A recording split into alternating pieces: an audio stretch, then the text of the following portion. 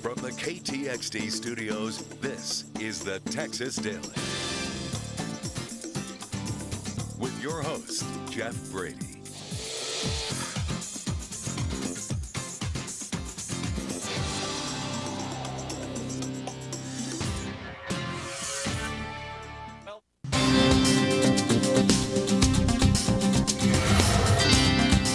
All right, tonight's Daily Viewpoint. Can the internet, in a way, save journalism? Well, two Yale lawyers think so, potentially.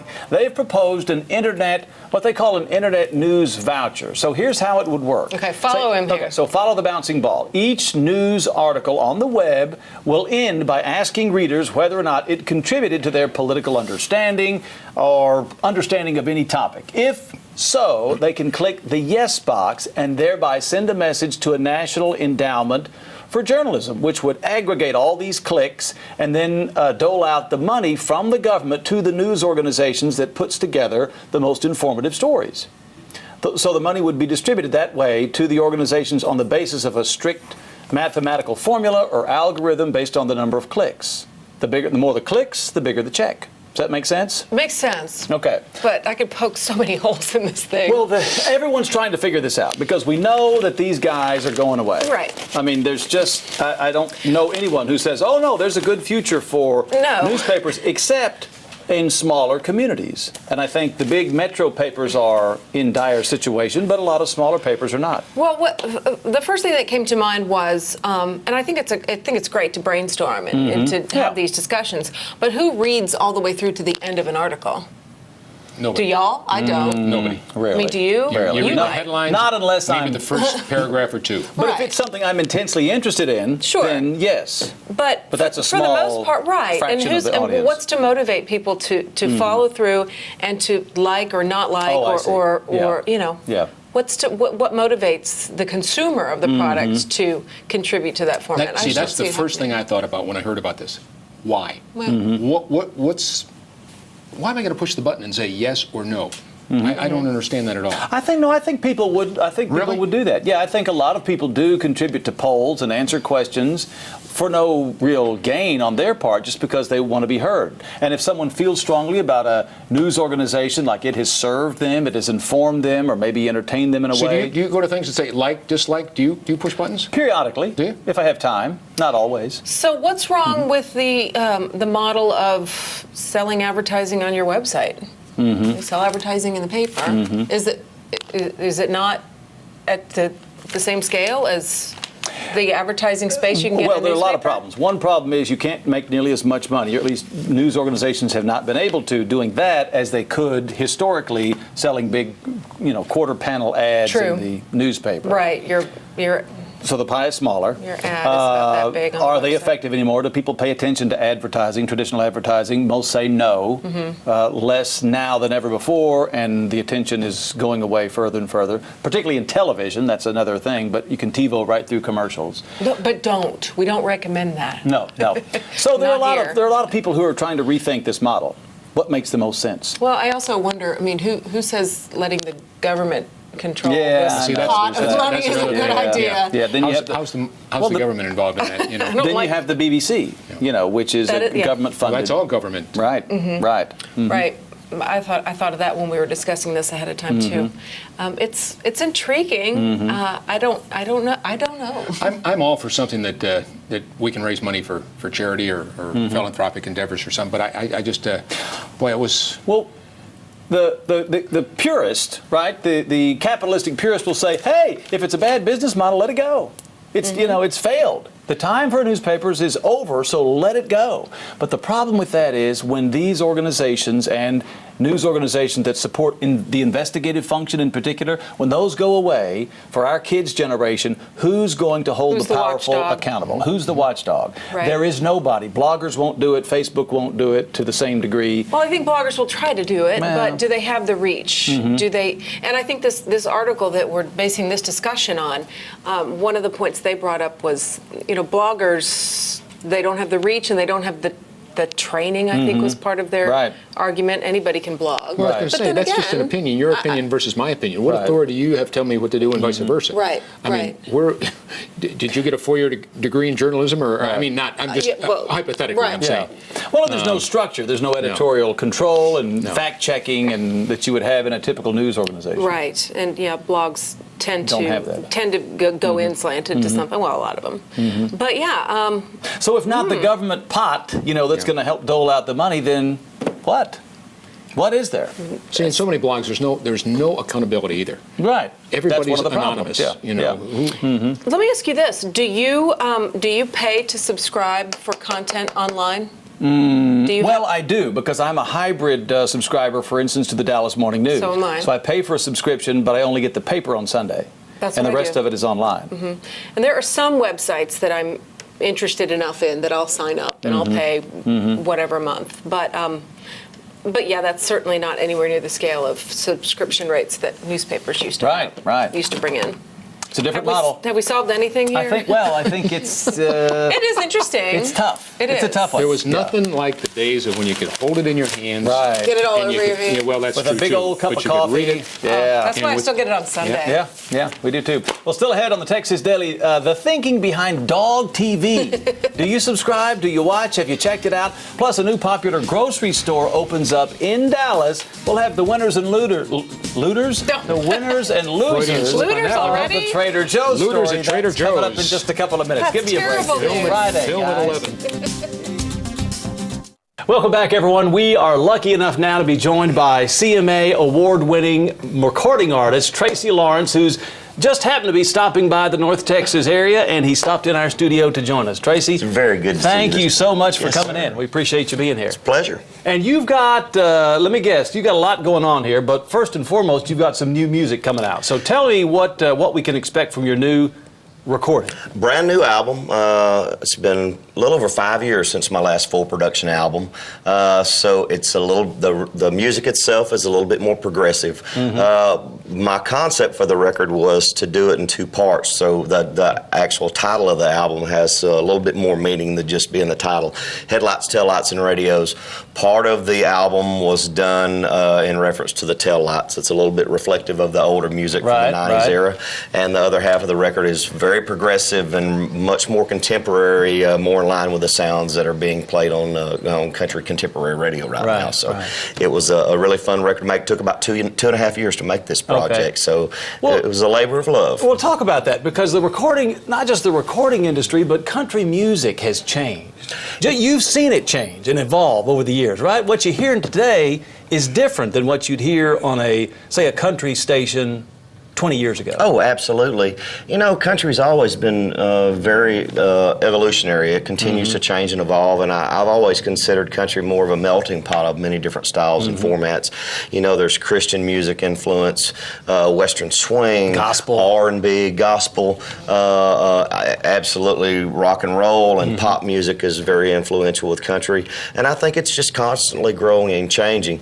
I think with the influx of so many of LA-based and New York-based executives that have come in, and there's a lot of people that have gone into the radio format from the pop side of the genres, that it's really caused country music to evolve. We're becoming more of a world format.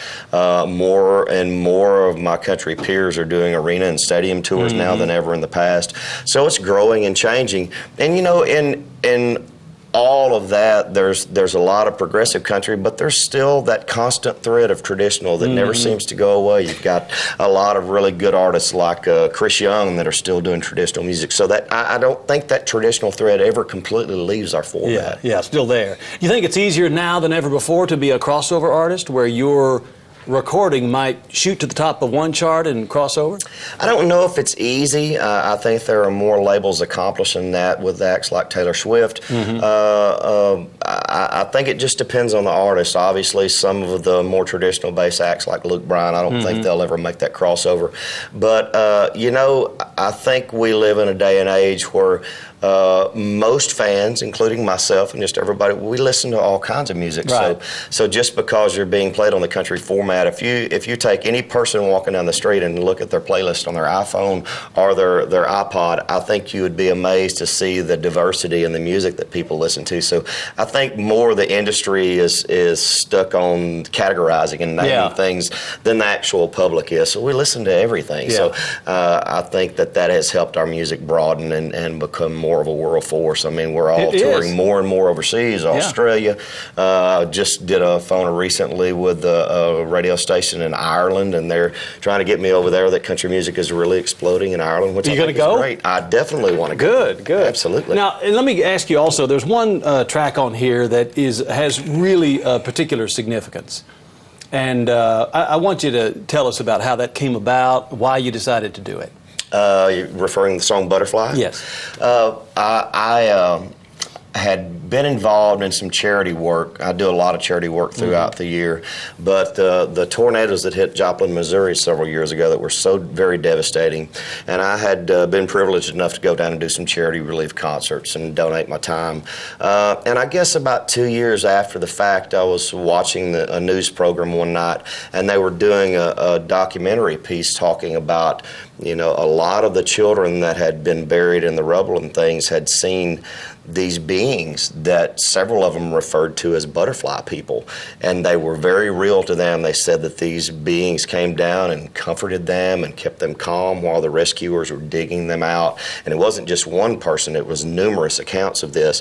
And I was very fascinated by that, and I started looking up butterfly people online and found out that they had been seen in Chernobyl and many other natural disasters and things around the world. By children? By children and adults as well. And when I had a writing appointment scheduled with some friends, and we were writing, looking for a song that particular day, and we started talking about this phenomenon, and everybody got their laptops out, and we started Googling and looking up all this stuff, and it was fascinating to see how much of it had happened, and I had never heard about this term.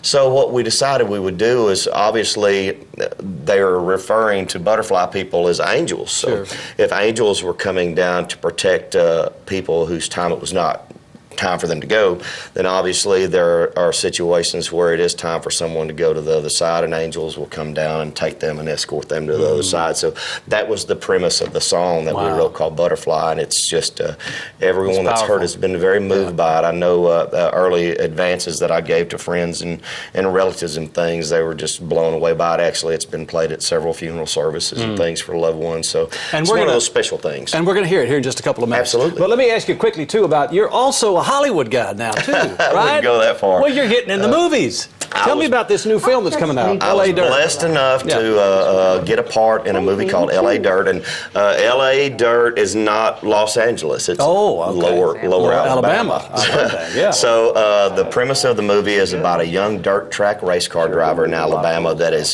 struggling and going through the ranks to make it to the top of the dirt track circuit. My character is his uncle. That's his positive role model, and just the kind of positive influence on this young man as he goes through the ups and downs and chasing this dream.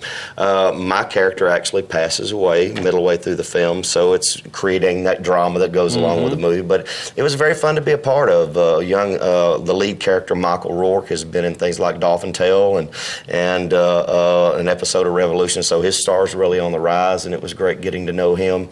And my company actually got the production deal to do the soundtrack and the score for the movie, so we're excited about all that getting done. Keeping our fingers crossed, it looks like CMT is going to be picking that up, and hopefully they're going to air that thing a lot over the next several years, and I'm still waiting on the next script to come in from the director, so hopefully I'll get a chance more ahead at other things to come. Very good. Well, congratulations. And tell me, when will we see this? I'm hoping that later this fall. We're still finishing up the score. Most of the music's done. Michael is actually coming to Nashville next month to do his first recording, another song that I wrote for my funeral scene that Michael Rourke is going to be singing on. So just this real close to wrapping everything up. Well, that's exciting. You've got a lot of stuff going on. do. And we're flattered to have you here. Thanks for coming by. And after the commercial break, you're going to perform for us. I look forward to Right? it. Thank Okay, you so much. so stay with us, because right after this, Tracy Lawrence will be back, and he's going to sing for us in our alternate studio, one of his new releases. So stick around for that.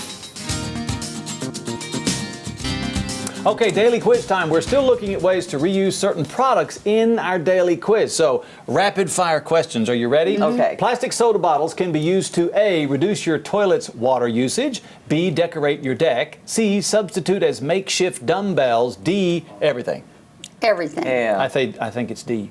All of the above. Yes, right, there we go. yeah. Thank you very much. Question number 2. Some people swear from personal experience that potato peels can A, make paint, B, help naturally darken gray hair, C, prevent acne, or D, keep ants out of the house. I think it has to do with hair. B. B, you think B? Yeah. It is B. There you go, batting 1,000. Last question. What is this? Fabric softener? Fabric softener sheets, right? You've seen them all. You've used them. Can also be used to clean soap grime off bathroom surfaces, keep bugs away from outdoor lighting fixtures, C, keep books from smelling musty, or D, C. all of the above. C. I think it's D Fabric because I know it softener. works for bugs. Oh, okay. I think it's C. I think C. I think C. C. All of the above. Yeah. You won. Wow. It works so well for keeping mosquitoes away. How? How do you do How? that? We use Bounce, Right. and Bounce is the one that seems to work. So what do you do? You can rub it on your clothing. Your clothes? You can tie it, Really? You rub Bounce on your clothing when or you're you going can out. attach it to your clothing. Really? Attach it to your chairs and that keeps the mosquitoes outdoor away. furniture. It does. Really? It absolutely works, Susie. Okay, we're going to try it. And you know, But now only Bounce. I don't know about only the Bounce. others. Okay, well, we should make an experiment and send somebody out and, We use it in test my it. family. We have Gonna for test it. years, for Really? 2 or 3 That's years. good. So now. everyone's Yeah. out having a barbecue in the And backyard, we you've have got. these sheets tied all over the patio Really? furniture and things like that. do? Yes, It we must do. be something. Yeah. A scent? Is it It's the a scent, I think, but it keeps flies and mosquitoes I've away. never heard Well, that. I know. Yeah. Can we think of a more decorative way to hang them? Like, centerpiece. Like pennants, or cut them in like triangles. Well, like, we'll and work put on that. They Baylor on it, or they only last for a TCU. few days, so then you have to go We're going to and work replace on them. that. So we Okay, just now stick you them in know. the corners of Bounce. chairs. Bounce keeps away the sheets. mosquitoes. Yes. Help fight the bite. That's what Right. we're singing in Fight Dallas. the bite. Yeah, we'll be right back. Stay here. It works.